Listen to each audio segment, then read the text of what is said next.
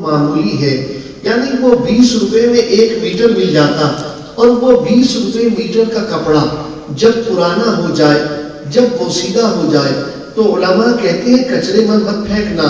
علماء کہتے ہیں اگر یہ کبھی گر بھی جائے، اس کو اٹھا کر آنکھوں سے لگا لینا، اسے اٹھا کر چوم لینا، جب یہ بوسیدہ ہو جائے، کسی استعمال کے لائق نہ رہے، تو اس کو قرآنی اوراق کے ساتھ دفنا دینا۔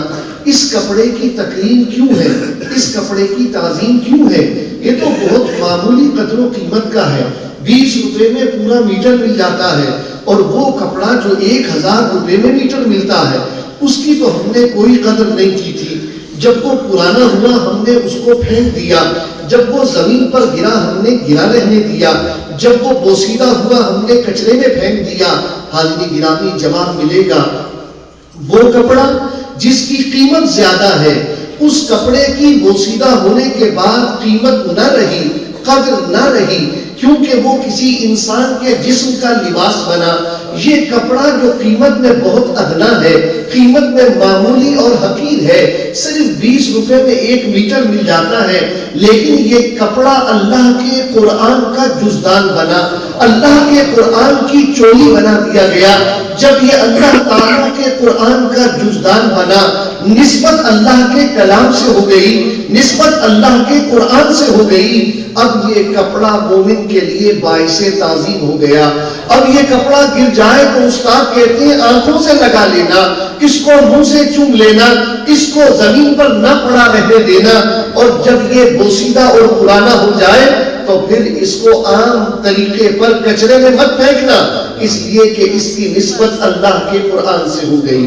اب یعنی نسبت بڑی چیز ہے، اگر نسبت ادنا چیز کی اعلیٰ سے ہو جائے وہ ادنا بھی اعلیٰ بن جاتی ہے، اگر نسبت کسی چیز کی اعلیٰ سے ہو جائے تو وہ چیز بھی قدر والی بن جاتی ہے۔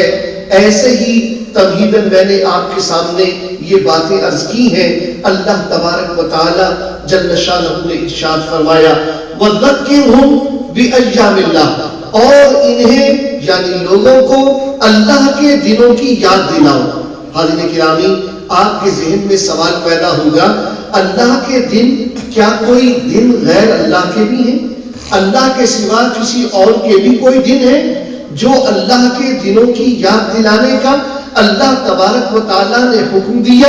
حاضرین گرامی، اہل علم تشریف فرما ہے، آپ پوچھ لیجئے گا، میری بات کی تصدیق کروا لیجئے گا، پیر کا دن بھی اللہ کا دن ہے، منگل کا دن بھی اللہ کا دن ہے، بدھ کا دن بھی اللہ کا دن ہے، جمعرات یا جمعہ، ہفتہ یا اتوار، ہر دن اللہ کا ہے، کوئی دن غیر اللہ کا نہیں ہے۔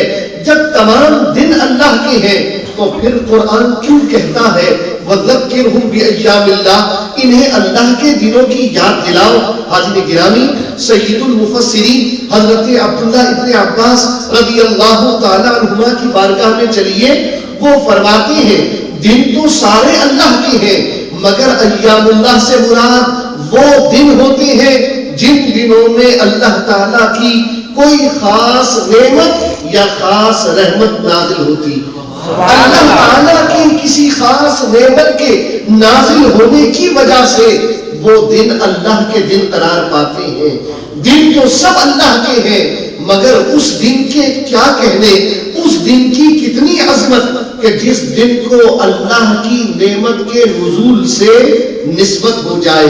حاضرین گرامی، اللہ کے قرآن سے پوچھیں، حضرت عیسیٰ بن مریم علیہ السلام وسلام اللہ علیہ دعا کرتے ہیں ربنا انزل علینا مائدۃ من السماء، اے ہمارے پروردگار ہم پر آسمان سے کھانا نازل فرما، کھانے کا خوان نازل فرما، تکون لنا عیدا لاولنا وآخرنا وآیۃ منک، اے اللہ تبارک و تعالی ہم پر آسمان سے کھانے کا دسترخوان اتار دے تاکہ اس کھانے کا نازل ہونا ہمارے اگلوں کے لیے، ہمارے پچھلوں کے لیے عید بن جائے، ہمارے اگلوں اور پچھلوں کے لیے عید بن جائے۔ سوچئے دن عید کیسے بنتا ہے۔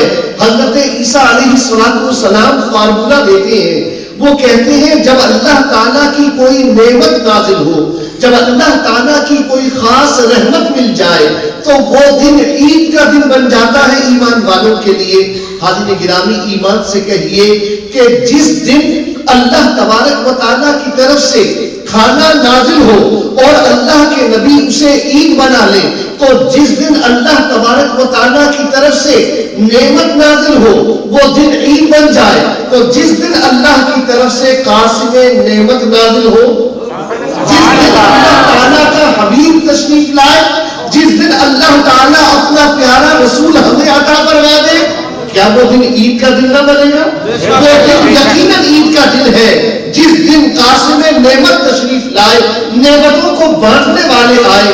کھانے کا اثر کتنی دیر تک؟ کھانا آپ کھائیے، ڈاکٹر کہتے ہیں 4 گھنٹے میں معدہ خالی ہو جاتا، جو آپ نے کھایا وہ اپنے اپنے مقام تک پہنچ جاتا۔ آدمی گرامی، اس کی توانائی کتنی دیر تک رہتی ہے؟ 1 دن، 2 دن، 3 دن، اس کے بعد آدمی کے لیے چلنا دشوار ہو جاتا۔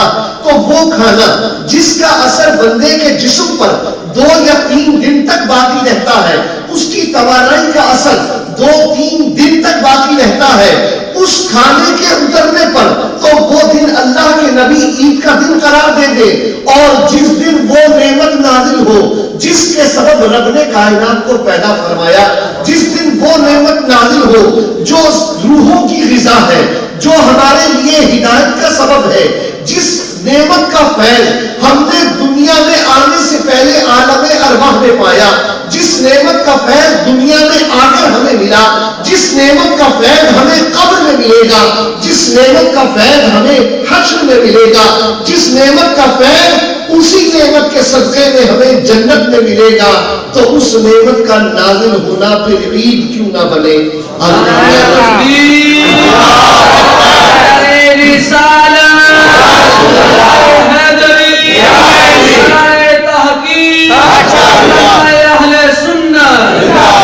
اس لیے ایمان والوں نے خوب کہا، کہتے ہیں عید الفطر یقیناً مومنوں کا تہوار ہے، اللہ تبارک و تعالیٰ کی رحمت ہے ایمان والوں پر، عید الاضحیٰ ایمان والوں کا تہوار ہے۔ حاضرین گرامی، لیکن بات یہ ہے کہ اگر نبی کریم صلی اللہ تعالیٰ علیہ وسلم کی دنیا میں تشریف آوری نہ ہوتی، سرکار دو عالم صلی اللہ علیہ وسلم کا میلاد نہ ہوتا، تو مجھے بتائیے کہ کیا ہمیں عید الفطر ملتی؟ کیا ہمیں عید الاضحیٰ ملتی؟ اور لوگ کہتے ہیں کہ اسلام میں 2 عیدیں ہیں، یہ تیسری عید کہاں سے آئی؟ عید میلاد النبی۔ میں کہتا ہوں اگر احادیث پڑھی ہوتی تو یہ بات زبان پر نہ لاتے، نبی پاک صاحب الاولاد علیہ